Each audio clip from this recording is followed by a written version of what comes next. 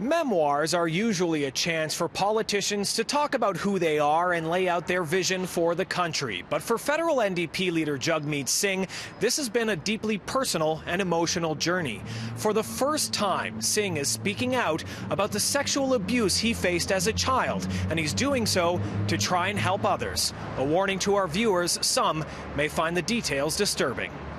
In his new book, Love and Courage, the 40-year-old politician describes his childhood in Windsor, where he faced confrontations on the schoolyard over his Sikh faith. I faced racism as a kid, but it didn't end as a kid. It continued throughout my life. And then after 9/11, there was a massive blowback against anyone who had a turban and a beard.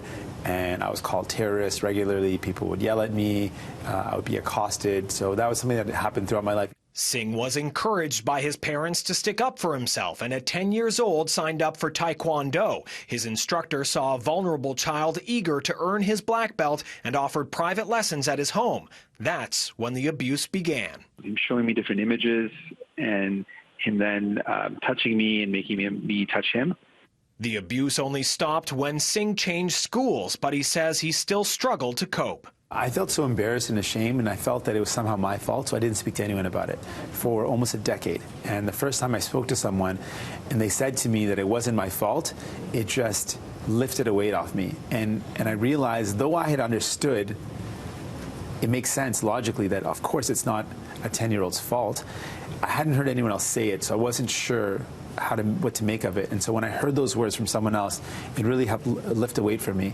It took a decade before Singh found the strength to speak about the abuse with friends and family. But by talking to others and exploring that pain and turmoil, it helped him heal. The lawyer turned politician says he wants other victims to know they're not alone. And that's why one of the things I hope to do with this book is anyone who's been a survivor, who's struggled with this, who's faced this, I want them to know it's not their fault. And I want them to be able to move ahead, know that they deserve to be loved and to have love in their life.